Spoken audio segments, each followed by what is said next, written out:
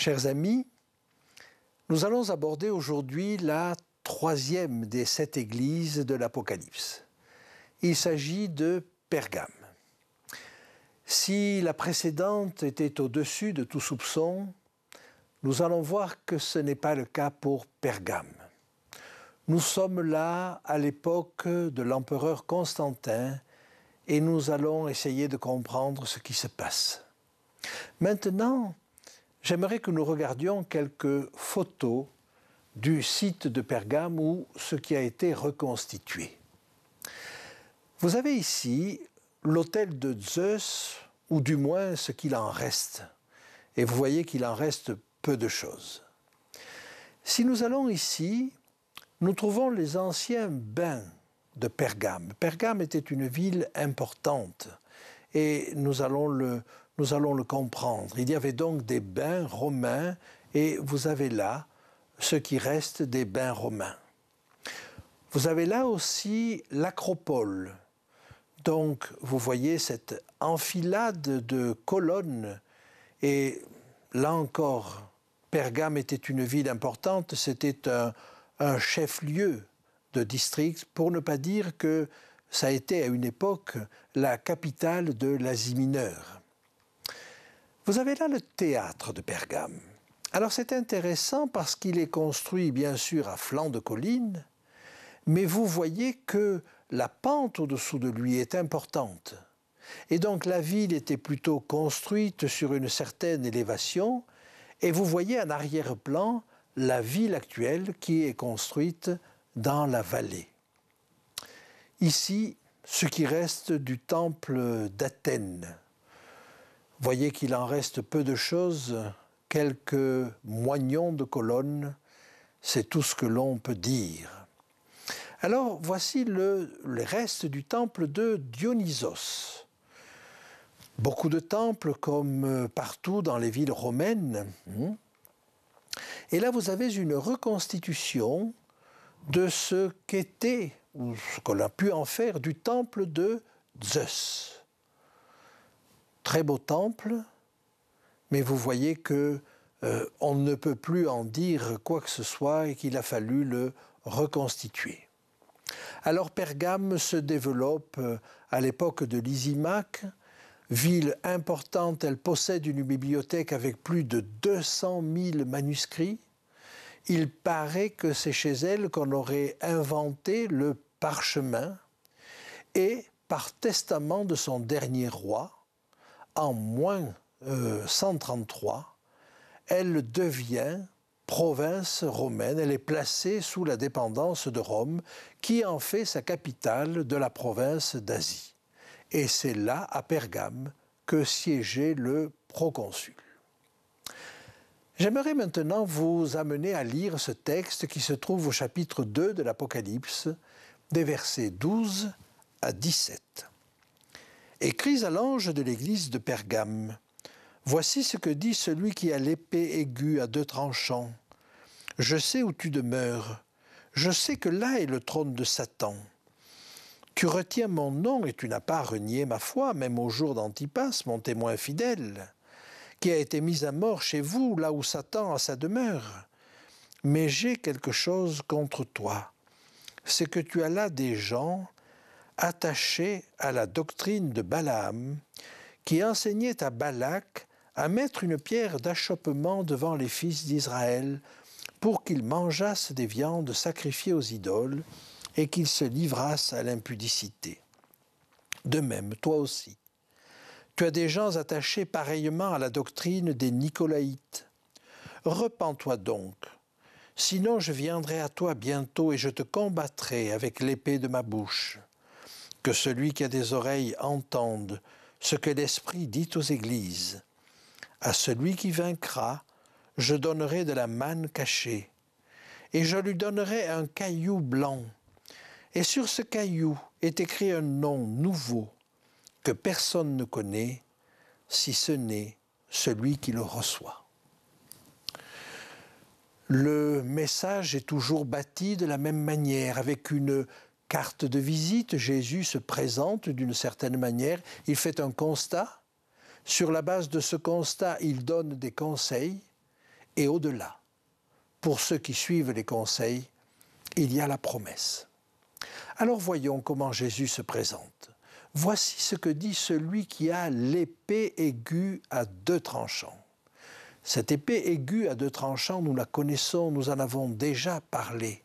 Nous en avons la définition dans l'Épître aux Hébreux, au chapitre 4 et au verset 12. C'est la parole de Dieu. La parole de Dieu, il va en être fait mention un petit peu plus tard. Mais c'est cette parole de Dieu qui aurait évité à Pergame de déraper. Et nous allons voir là une église qui glisse. Le constat. Je sais où tu demeures et je sais que là est le trône de Satan. Voilà une affirmation grave. Elle siège à l'endroit même où est Satan. Pour comprendre cela, il me semble qu'il nous faut aller au chapitre 12. Et au chapitre 12, il nous est décrit un dragon. Un dragon à 7 têtes et 10 cornes, et nous allons essayer de comprendre ce dont il s'agit là. Allons au chapitre 12.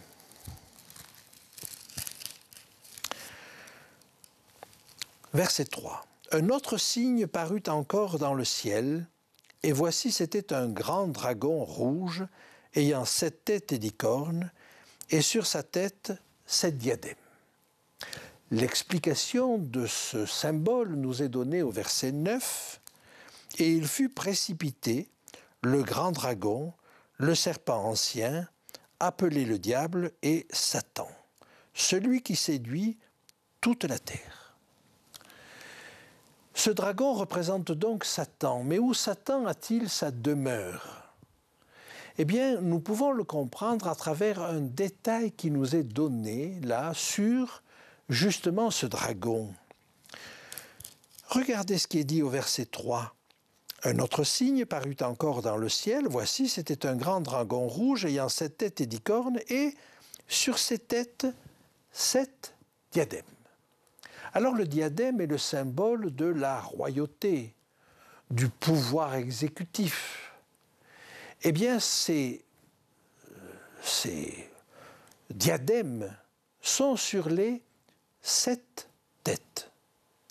Et que représentent les 7 têtes? Alors il nous faut encore aller au chapitre 17 pour voir ce que représentent les 7 têtes. Et nous pouvons lire ceci, au verset 9. C'est ici l'intelligence qui a de la sagesse. Les 7 têtes sont 7 montagnes sur lesquelles la femme est assise. 7 montagnes. La ville aux 7 collines. Voilà le siège de Satan à ce moment-là, c'est Rome. Pourquoi dire que Satan siège à Rome? C'est qu'en réalité, Satan va se cacher derrière l'Empire romain. Et son siège, en l'occurrence, est à Rome. Eh bien, l'Église, à ce moment-là, a son siège au même endroit que l'Empire. C'est pourquoi il est dit qu'elle habite au même endroit, là où Satan a sa demeure. C'est le moment, si vous voulez, Pergame, où l'Église devient romaine. Que se passe-t-il pour qu'elle devienne romaine? Nous avons vu Constantin délivrer les chrétiens de la persécution. Et il a pour objectif de prendre la tête de ce mouvement chrétien. Et nous avons là une symbiose du pouvoir politique et du pouvoir religieux qui n'est certainement pas du goût de tous, mais qui est un fait historique, puisque c'est lui qui va convoquer le concile de Nicée. L'Église devient romaine et elle devient du coup centralisée. Parce que quand Constantin veut traiter avec l'Église, eh bien il va traiter avec l'Église de Rome. Et du coup, l'évêque de Rome prend une importance de plus en plus marquée. Ce qui va conduire d'ailleurs à un certain conflit. L'évêque de Rome aimerait que l'Église soit centralisée et domine sur tous les autres. Jusque-là, chaque Église était relativement autonome. Et c'est ce qu'ont voulu garder les Églises d'Orient, jusqu'au point où elles se sont séparées de l'Église catholique romaine. Il y a donc là un mouvement qui va traverser l'histoire, mais ce que nous pouvons dire, c'est qu'à ce moment-là, l'Église devient romaine et centralisée. Le verset 13 nous dit « Tu retiens mon nom et tu n'as pas renié ma foi ». C'est encore l'Église de Dieu. Elle reste encore l'Église qui porte le flambeau, mais elle est entachée de bien des imperfections, et des imperfections graves. Elle va même rester l'Église de Dieu malgré quelque chose qui nous est cité au verset 13, même au jour d'Antipas, mon témoin fidèle, qui a été mis à mort chez vous, là où Satan a sa demeure. L'esprit de Satan est-il en train de pénétrer l'Église? Il faut reconnaître que, au cours du IVe siècle, en moins d'un siècle, l'Église de persécuter est devenue persécutrice. Que veut dire Antipas? On ne connaît pas de martyr du nom d'Antipas, mais peut-être y a-t-il une signification dans le mot Antipas. C'est le diminutif d'antipater. Et le pape, à ce moment-là, le pater, suscite des oppositions. On a parlé de ces églises qui ne souhaitaient pas d'un pape, d'un pater qui domine l'ensemble de l'Église. Et peut-être ces mouvements d'opposition ont-ils suscité, là encore, des persécutions. Bref, des courants s'opposent dans l'Église et cela va conduire à la rupture entre l'Église d'Occident et l'Église d'Orient, rupture entre l'Église catholique et l'Église orthodoxe, ou je devrais dire les églises orthodoxes. Le verset 14 nous fait comprendre que ça n'est pas là encore le reproche principal que l'on peut faire à Pergame. Il a un second reproche. J'ai quelque chose contre toi. C'est que tu as des gens attachés à la doctrine de Balaam. Alors il nous faut comprendre qui est ce Balaam. À l'époque où le peuple d'Israël sortait d'Égypte et qu'il arrivait jusque dans les plaines de Jéricho, qu'il n'avait pas encore conquis le pays de Canaan, il y avait quand même des terres à conquérir au-delà du Jourdain. Et parmi les rois qui se trouvaient menacés à ce moment-là, il y avait Balak. Et Balak, voyant arriver cette foule immense du désert, et comprenant qu'il n'avait pas beaucoup de chances de résister, décide de faire appel à la magie ou de faire appel à un prophète. Il y avait des populations qui pouvaient traiter avec Israël, et Israël traitait avec bienveillance ceux qui voulaient bien les laisser passer. Mais là, en l'occurrence, c'est l'affrontement. Et il va faire appel à Balaam. Alors c'est une histoire qui vaut la peine d'être lue, et on trouve ceci dans le livre des Nombres. Vous avez cela au chapitre 22 et au chapitre 23, ainsi qu'au chapitre 24. Je vous laisse lire cette histoire en détail et je vous la résume. Balak fait appel à Balaam.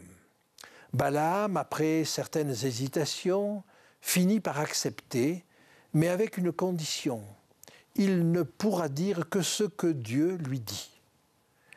Et alors qu'il offre ses sacrifices, eh bien, ce sont des paroles de louange et des paroles de consolation et des paroles d'encouragement, non pas vis-à-vis de Balak, mais vis-à-vis d'Israël.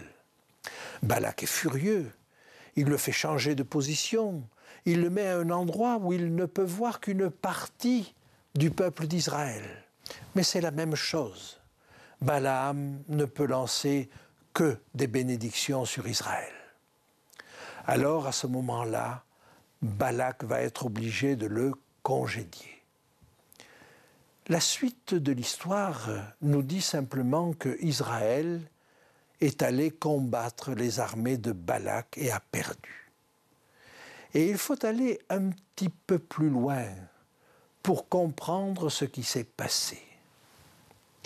Balaam, comprenant qu'il ne réussirait pas à vaincre Israël en offrant des sacrifices et que Dieu était résolument du côté d'Israël, va donner un conseil. Et il va dire à Balak, voilà le conseil que je te donne. Organise une fête et que les plus belles filles de ton pays invitent les enfants d'Israël à des danses, à des festivités, peut-être même à des sacrifices. Et les jeunes gens se laisseront peut-être entraîner.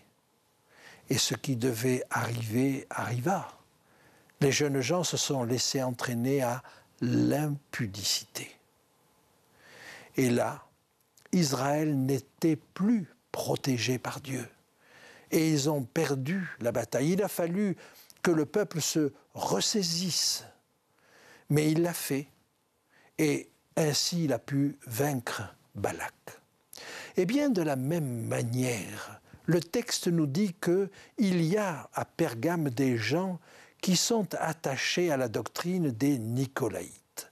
Ah, vous savez, ces gnostiques qui existaient déjà au 1er siècle, mais qui là ont pris un petit peu plus d'ampleur, un petit peu plus d'importance. Et il y a dans l'Église des gens qui sont attachés à cette doctrine de la gnose. Comment s'en sortir ? Eh bien, nous allons voir quel est le conseil de Dieu. Il dit « Repens-toi, sinon je viendrai à toi bientôt et je les combattrai avec l'épée de ma bouche. » Voilà la solution. L'épée de sa bouche, ce qui sort de sa bouche, la parole de Dieu. Voyez l'importance de la parole de Dieu pour se préserver des erreurs doctrinales et des erreurs de la vie de tous les jours. On aurait pu penser que Israël était protégé de toute manière, mais non. Ce n'est que parce qu'il était en accord avec son Dieu qu'il était protégé. Alors quelle est la promesse ? Verset 17. Que celui qui a des oreilles entende ce que l'Esprit dit aux églises. À celui qui vaincra, je donnerai de la manne cachée. Il y avait un vase de manne que l'on avait ramené du désert et qui était dans l'arche. C'était ça la nourriture cachée. Face aux gnostiques qui font étalage d'une connaissance cachée, Dieu dit il y a une manne cachée, une nourriture cachée dans la parole de Dieu. Mais ça n'est pas la seule chose qu'il promet. Il promet également un caillou blanc sur lequel est inscrit un nom nouveau. Un nom nouveau correspond toujours à une expérience nouvelle. Et cette expérience nouvelle que Jésus invite son Église à vivre, c'est une expérience particulière. C'est une expérience qui ne s'est pas réalisée jusque-là, plus forte que celle que les gnostiques peuvent proposer.